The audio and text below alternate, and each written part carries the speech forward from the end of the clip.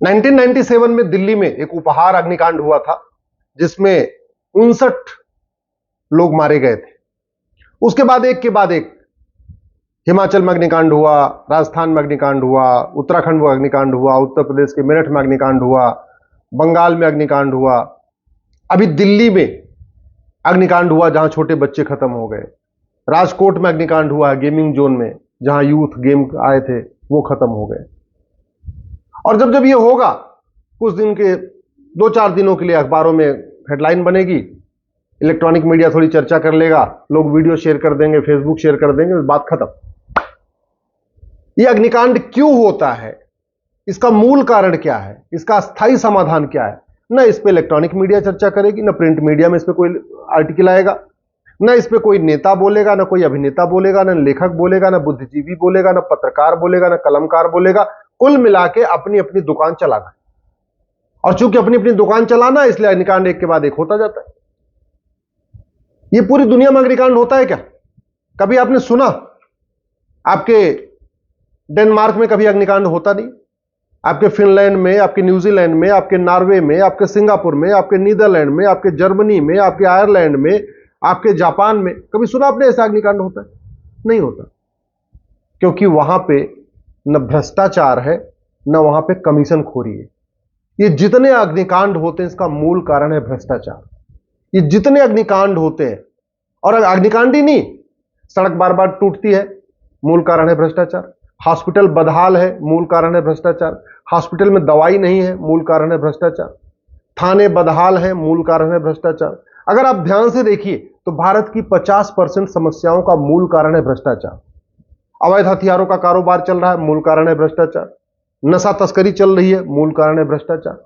और भ्रष्टाचार का मूल कारण है घटिया कानून, सड़ी हुई न्यायिक व्यवस्था, घटिया पुलिस व्यवस्था, घटिया प्रशासनिक व्यवस्था और सड़ी हुई न्यायिक व्यवस्था। यही मूल कारण है। इसका मतलब अगर हम कानूनों को बदल दें तो भारत की 50% समस्याओं का समाधान हो जाएगा।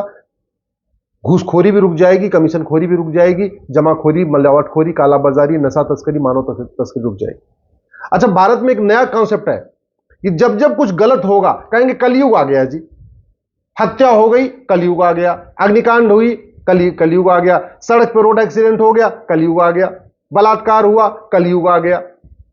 जो कुछ गड़बड़ होता कहते कलयुग आ गया।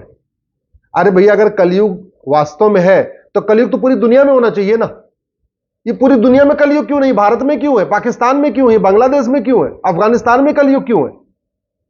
यह कलयुग डेनमार्क में तो नहीं है, यह कलयुग सिंगापुर में नहीं है, नॉर्वे में भी नहीं है, यह कलयुग जर्मनी में भी नहीं है, जापान में भी नहीं है, ऑस्ट्रिया में भी नहीं है, आयरलैंड में भी नहीं है, न्यूजीलैंड में भी नहीं है। वहां तो कलयुग नहीं है।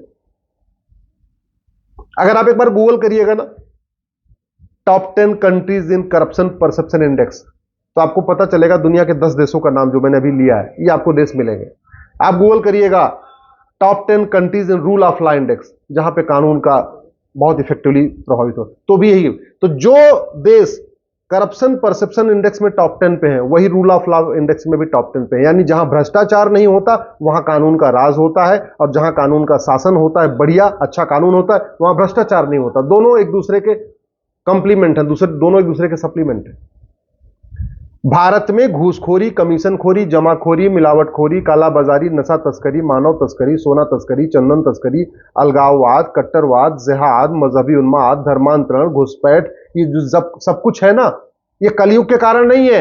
ये सड़े हुए कानूनों के कारण है, सड़ी हुई पुलिस व्यवस्था के कारण है, सड़ी हुई प्रशासनिक व्यवस्था के कारण है, और सड़ी हुई न्यायिक व्यवस्था के कारण है। अगर कलयुग होता तो ये समस्या पूरे देश में होती।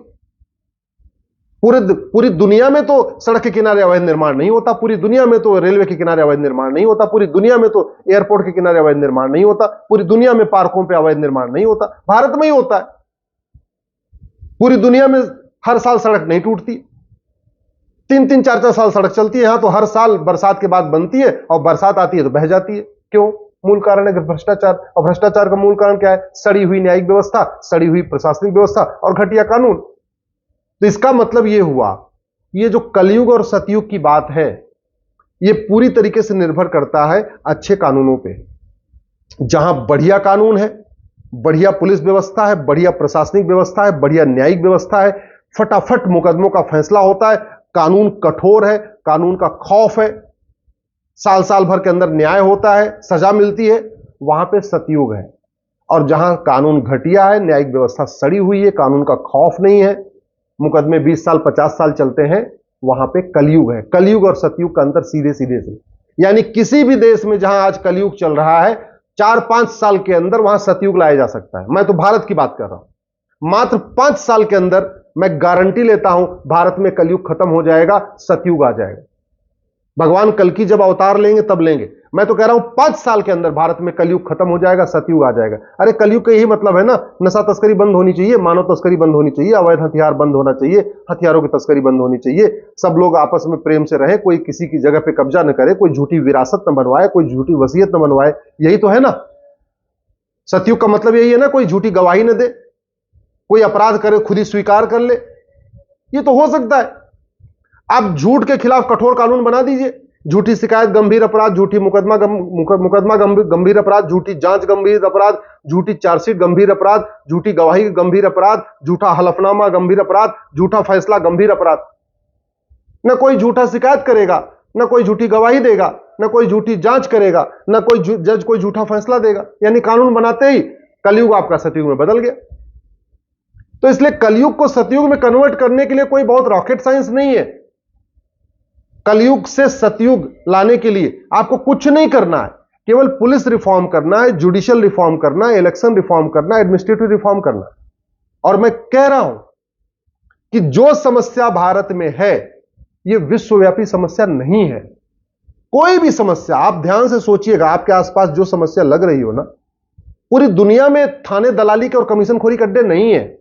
पूरी दुनिया की तहसीलों में कमीशनखोरी और भ्रष्टाचार नहीं है। पूरी दुनिया के कलेक्टर भ्रष्ट नहीं है। पूरी दुनिया की पुलिस भ्रष्ट नहीं है।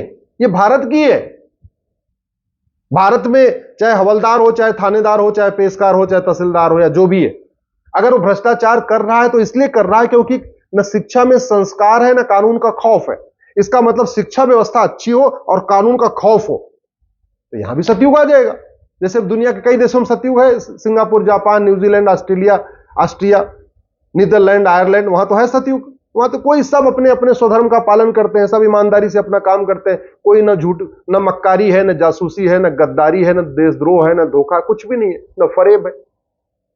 पूरी दुनिया में नकली आधार नहीं बनता, पूरी दुनिया में नकली जो है राशन कार्ड और ड्राइविंग लाइसेंस नहीं बनता, पूरी दुनिया में नकली जो है वोटर आईडी नहीं बनती, पूरी दुनिया में जो है मिलावटखोरी नहीं है, भारत में ही है। और फिर हम कहते हैं भारत में कलयुग है। अरे भैया, कलयुग होना चाहिए तो पूरी दुनिया में होना चाहिए। पूरे भारत, केवल भारत में थोड़ी हो जाना चाहिए, केवल पाकिस्तान में थोड़ी होना चाहिए, केवल बांग्लादेश में थोड़ी होना चाहिए, केवल अफगानिस्तान में थोड़ी होना चाहिए। कलयुग तो पूरी दुनिया में होना चाहिए। इसलिए कलयुग एक बहाना है। मेरा यह मानना है कि किसी भी देश में नियम कानून को कठोर करके कलयुग जहां है वहां खत्म किया जा सकता है और सतयुग स्थापित किया जा सकता है। दुनिया के बहुत सारे देशों में सतयुग चल रहा है। तो मेरा आपसे निवेदन करना है कि अगर आप चाहते हैं कि भारत में भी सतयुग आए तो जस्टिस विद इन ईयर की मांग करिए। 1 साल के अंदर मुकदमों का फैसला होना शुरू हो जाए, मैं कह रहा हूं सतयुग आ जाएगा। एक झूठी शिकायत को गंभीर अपराध घोषित कर दिया जाए, प्रॉपर्टी को आधार से लिंक कर दिया जाए कि आदमी कोई बेनामी संपत्ति खरीद ही ना पाए। 100 रुपए से बड़ी नोट बंद हो जाए, क्योंकि जितनी बड़ी नोट होती है उतना ज्यादा कालाधन होता है, उतना ज्यादा हवाला होता है, उतना भ्रष्टाचार होता है, उतना ज्यादा अवैध कारोबार होता है। याद रखिएगा, नंबर 2 के सारे कारोबार कैश में होते हैं। हथियारों का कारोबार कैश में होता है, असलहों का कारोबार कैश में होता है, नशा तस्करी कैश में होती है, सब कैश में होती है।